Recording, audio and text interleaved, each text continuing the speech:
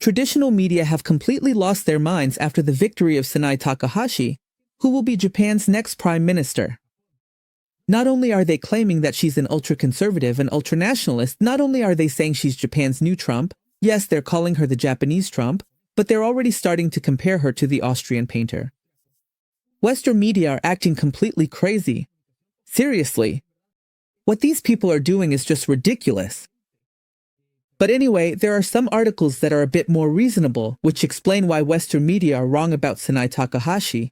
If this woman keeps her promises, if she really commits to the Japanese people, I think we're in for some interesting times and a rather unique government. In fact, just to give you an idea of how crazy this is, in the coming weeks Trump will go to Japan to visit her. Look, pay attention. The President of the United States, Donald Trump, is scheduled to visit Japan from October 27th to 29th, and will meet with Takaichi just 2 weeks after she takes office as Prime Minister. This is going to be simply legendary. Western media are going to completely lose their minds, they're going to go crazy. I can already picture the articles, I can already imagine the news. They're going to say Trump finds his great far-right ally in Japan. Japan, all that kind of stuff.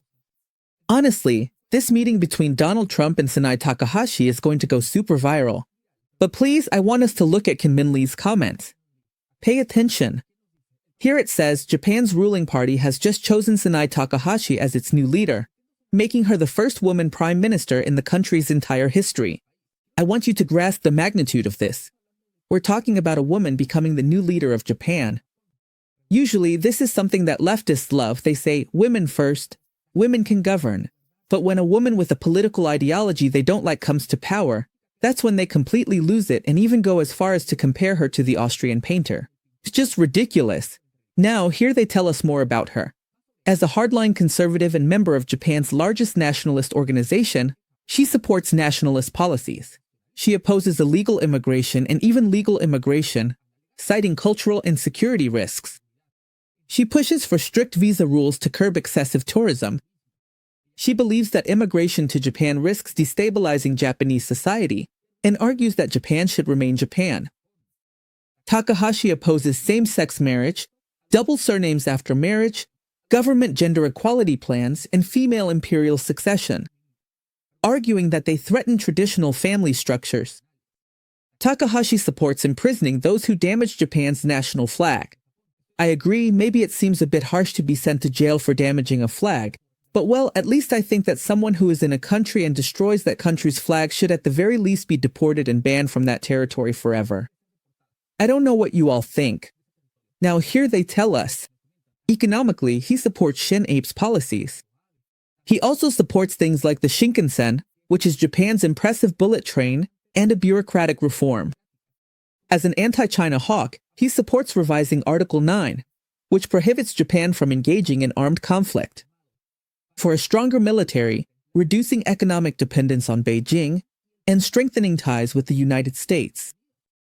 As someone mentored by Shinzo Abe, she carries on Shinzo Abe's legacy. Brutal. She seems like an incredible next prime minister for Japan. A big step in the right direction. Absolutely. My thoughts. As a Korean, I don't like that she downplays what Japan did to Korea and others 100 years ago. Of course. Let's see. Obviously, this is a pretty peculiar topic. This woman downplays the war crimes committed by Japan. Well, what Japan did back then was really brutal. Japan invaded Korea, Japan reached Southeast Asia. That's a fact, that's something that happened. However, some of you might wonder, why would she downplay it? Why would she downplay the war crimes committed by Japan? I imagine it's because usually these kinds of things, these kinds of stains in history, are often used to make Japanese people feel ashamed of being Japanese. To make Japanese people not want to feel proud of their nation and to constantly hang their heads. Look, I'm going to be honest with you, I don't agree with what this woman says about the war crimes committed by Japan. I think the Japanese should embrace their past, both the good and the bad, but they should never hang their heads. And they should always feel proud of having created one of the most beautiful countries in the world. In fact, this guy who's Korean understands it perfectly. Let's please see what he has to say. In the very same way that the institution of slavery is often used to unfairly beat up on Americans, and the complex issue of the Germans in the 1930s and 1940s is frequently used to beat up on Europeans, The past crimes of Imperial Japan are constantly used by certain liberals to attack Japan and not allow them to be truly proud of their Japanese heritage, culture, and history. Break time equals 0.5s/.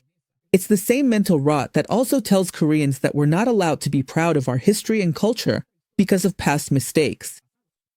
These humiliation rituals of making people constantly apologize for sins of the past that they didn't commit essentially only serve to emotionally blackmail sovereign nations. Thank you. So that they accept mass migration. We must learn from the mistakes of the past, but we have to move forward into the future. I don't see anything wrong with the strong and sovereign Japan. Japan should remain Japan. Japan for the Japanese. In fact, Charlie Kirk said exactly the same thing. Listen up, Japan should close its borders. The late Charlie Kirk believed that Japan should remain Japanese. He would have been very proud to see Sanae Takaichi become Prime Minister. Let's take a look at Charlie Kirk's words. Pay attention. Japan is a very unique country, and objectively, Tokyo might have been the most impressive city I've ever visited.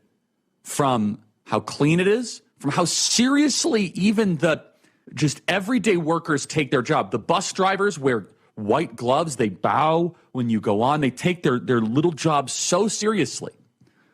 But there is an effort underway in Japan, as there was a big effort underway in Europe and our country, to bring in a bunch of foreigners and to say, well, they're Japanese too. Japan could maybe assimilate 10 Pakistanis or 100 if they didn't take any more right away. But 1 million, you do not have a picture of national identity, then you're going to be in a lot of trouble. Now, America's picture of national identity is different than Japan's. Japan is tied to their ethnicity, and that's okay. It works for them, and it's unbelievably impressive. We have a different picture of national identity. We are, of course, a people and also a propositional nation. We're both. Japan is something different, though, and they should be allowed to be different. Japan is not a propositional nation. Japan is a people. They are an ethnicity. They are a genealogy. And it's worked incredibly well for them. They are one of the oldest and greatest cultures and civilizations. But isn't it just so striking, as you're looking at a picture of Tokyo right there, isn't it so striking that the globalist forces, they want to try to destroy any culture, any city that is working and functioning.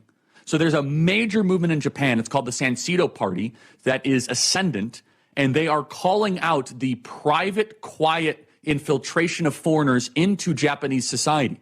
And I'm cheering them on, because here I am as an American wanting Japan to remain Japanese. It would be a demerit for the planet. It would be a demerit for the world if all of a sudden Japan fell the same way that Paris fell. I completely agree with Charlie Kirk's words and comments. I've been to Japan several times, probably more than 10 times. On some occasions, I've stayed for more than a whole month. Once I stayed almost 3 months straight in Japan. Just imagine that. And I can tell you that Japan is an exceptional country. It's a wonderful country. It's not perfect. Obviously, like any country, it has its problems. But we can't let Japan become the new France. We can't allow Tokyo to become the new Paris. Because it would be really sad if that happened. That's why I'm glad about Sanae Takaichi's electoral victory.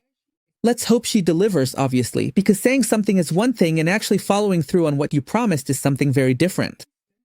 But I want to show you the following. Japan's stock market hits record high with Sanae Takaichi's victory.